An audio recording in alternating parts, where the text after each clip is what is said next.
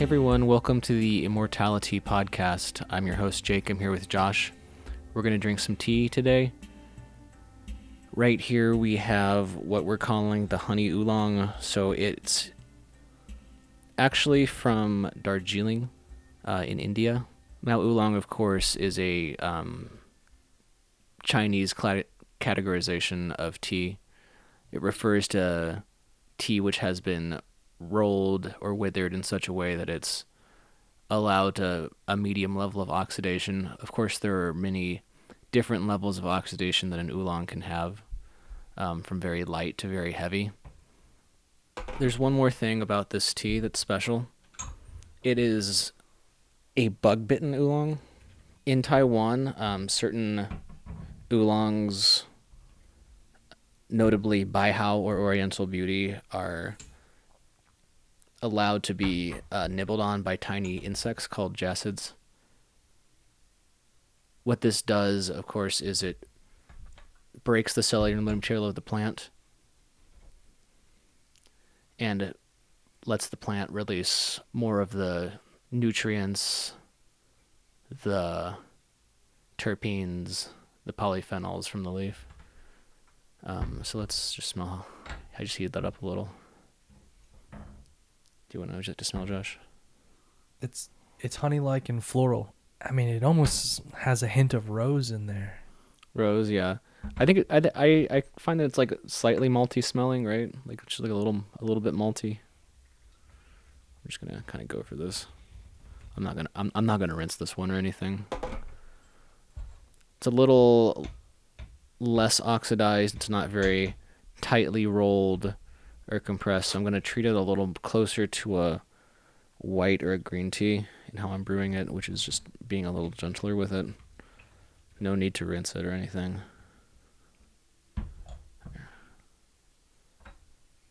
So to me, very like thick in the body.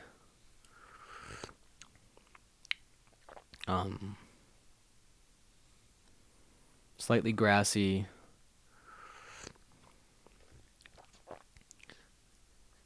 I think there is a quality approaching roses or lilacs. Maybe some fruit. Certainly a bit of malt or honey sweetness. What do you think, Josh? For such a light steeping, it is amazingly tasteful with the flowers and this is a good steep. I think it was a good. How long did we steep it for the first time? Oh, probably like 3 or 4 seconds, I would say. Of course, the water we're using is hot. It's not cooled down at all. Would you want to steep this one with a lighter temperature water or like a less hot water? I'd say if you're doing it more Western style, I would cool down the water like in a teapot, right? But we're not doing like a Gaiwan Gung Fu style in general. Just allows you to control the steeping time a lot more closely. So I can just figure that it needs slightly shorter steeps than maybe a black tea or a heavily roasted oolong or a very aged or fermented pu'er. Now this tea is like fairly unique. I just want to say again, it crosses a lot of boundaries. It's first of all a Darjeeling, right? So an Indian tea grown on a Himalayan estate, using like the basically British tea making system that's largely still in place today. But most Darjeelings are processed either as black teas for commercial consumption or as the first flushes will sometimes be sold will be made into lighter teas that are slightly closer to this, but not given quite the same care that this one is. Yeah, you can taste the Darjeeling qualities in the aftertaste because it's very kind of more oolong and semi-fermented, but then something comes in towards the end. Sure, and I think that's the muscatel, right? The white grape kind of flavor. Yeah. That's very typical of Darjeelings. It uses a Taiwanese oolong processing convention, which is the tea insects, that it's a bug-bitten oolong. These bug-bitten teas are still quite rare outside of Taiwan. There's some experimentation going on in other parts. This is, as far as I know, the only bug-bitten Indian tea that I've ever encountered. And so if they would have fermented this one longer, they could have created more of a Oriental beauty style tea, like really fermented. You mean oxidized? Oxidized. Yeah. This is the processing is fairly similar to Oriental beauty. I don't think they have all the same tea making methods and equipment as in Taiwan. For Darjeeling, this is experimental. As far as I know, this is the first time this estate has tried this. I think the result kind of speaks for itself. It's like a very, very enjoyable, drinkable tea. I'm just excited to see how they refine this one in future harvests. It really is like a light Oriental beauty. Like, yeah. If not light in the sense of offering less, but it's just, if Oriental beauty is a 10 on this scale of gold and sweetness, it feels like an Oriental beauty, but it's got more. It's like got an oolong quality, then an Oriental beauty type quality, and then this Darjeeling muscatel notes. Yeah, I think the uniqueness is is the combination of the Darjeeling terroir and then it being processed in this kind of Taiwanese method. There's a lot of experimental stuff like this happening around the tea world. Like Japanese cultivar is being grown in places like like China, allowing them to be bitten by bugs. Like people are trying all sorts of things these days. Like throwing a lot at the wall to like see what sticks. And this is the third steeping we did. This is the third, yeah. So it's I think it's getting more tannic now. It's plenty strong still. By tannic, you mean the sweet has kind of gone away and the floral, and then we're tasting those like other notes now. So tannic is, I guess I would describe it as kind of like a bit of a rough or dragging sensation on the tongue. You get tannins, of course, in wine. It's they're like slightly drying. In a strong breakfast black tea, tannins are desirable. Now that you said that, I can kind of feel the drying effect happening. Yeah. Whereas the first two steeps had more of a kind of refreshing, almost hydrating feel on the tongue. Sure. This one definitely I can feel kind of the drying and yeah, just the drying of the tongue. Well, this is the thing about gung fu, right? It's you get to taste each of these qualities coming out individually in each steeping. So if we brewed this all in a pot over the course of maybe like 2 or 3 minutes, we might taste the sweet floral and the biting tannic all at once, and it would become a little muddled. This way, I think, allows us to experience the different dimensions of the tea individually. So how long do you think we could steep this tea for?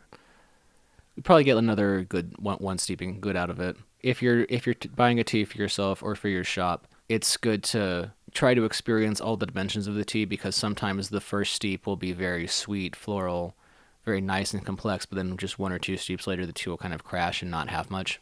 So particularly what I look for is some flavor up front, also, yeah, but also I want to see if the tea keeps going, if it has life past like the 3rd or 4th steep.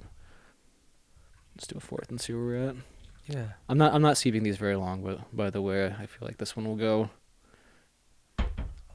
a little too bitter or tannic if we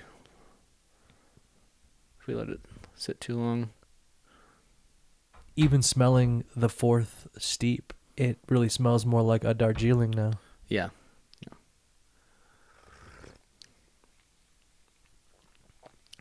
So you can look at the leaves there. Notice how some of them are green and some of them are a little browned, right? That's the oxidation. And so these are obviously rolled in order to help break the cell wall and to like form it into like a nice leaf shape, a nicer leaf shape for steeping. But this one has both darker and lighter qualities. And you can see that, both in the taste in the cup and in the leaf itself, which I think is pretty cool. You really see shades of green all the way to shades of brown. And Yeah. so you see the whole gamut there. Yeah. Yeah, this steep definitely has a little more bitter in it. So I kind of want to just do one more. Yeah. Let's do one more. And then in this fifth steep, what are you looking for just to see? Just to see if there's any flavor still. So far, how would you recommend this tea to fellow tea drinkers? Sure. So it's definitely unique. If you're looking for something different, if you're looking to see where and how people are innovating, tea growers and tea farmers are innovating in teas, this is a great example because it's something that is both very experimental and I think pretty damn good. It's very exciting, especially for people interested in Darjeeling teas, because Darjeeling, of course, is one of the world's premier tea growing regions. They're just amazing teas that have always come out of Darjeeling. But most of them have been orthodox teas in the past. And so I'm personally very excited to see Darjeeling rise to the level of other specialty tea growing regions, especially, China and Taiwan. Which is not to say that this is just for tea nerds. I think this is a very enjoyable tea. It's a very pretty tea. It's got strength, It's very drinkable. Yeah. It's very drinkable. Yeah. So, Jake, as one of the tea buyers and tea tasters at Trident Cafe, how much of this did you buy to sell on the tea store? Well, I can't say exactly, but we got a good bit of this one. I think maybe the whole lot they produced, which was a few kilos. Again, it's experimental, so they're not churning this out or anything. Which is good, because I think, most of the teas that I see within the United States are overproduced. Sure. Overproduced. They don't really pay attention to quality. But knowing that Trident Cafe, along with you and Peter Jones, the other tea buyer and tea taster, you guys are really trying to source really high quality teas that there's really not a lot produced of, or that there is a limited quantity of. Yeah, I mean, we wouldn't put anything on the shelves that we weren't excited about. And certainly, we're trying to do our part in encouraging innovation in the tea industry, because if people aren't out there buying things like this, it's not going to get done. So this is another thing, a good way to support tea farmers who are willing to take risks and really push boundaries. So if the listeners want to buy this tea, where can they find it? Sure. So this can be found on our website, tridentcafe.com/teas. Also, it can be enjoyed in the cafe. We have it out for people to buy pots of or gong fu. And if you're ever in Boulder at Trident, you can always ask for me or Peter Jones, and we're happy to talk to you about tea and sell you tea directly. On the website, what is this one named as, so that people can look for it if they're... Yeah, so this one we're calling Honey Oolong, particularly as a nod to Oriental Beauty and like the kind of honey notes that it carries. And what's going on with this gaiwan? That gaiwan is pretty cool. Yeah, so we got these printed by one of the tea guys in actually one of our poor vendors has connections to a factory, and he was able to put in an order of these. We have these for use in our cafe, also for sale online, but under the merch tab. So it's tridentcafe.com/merch for that and other things. Thanks for joining us today. Hope you enjoyed the podcast. Again, I'm your host, Jake, here with Josh. I hope you check out our website, tridentcafe.com/tea. I'll put samples of interesting things based on your order in basically every time. So just, check it out. Thank you.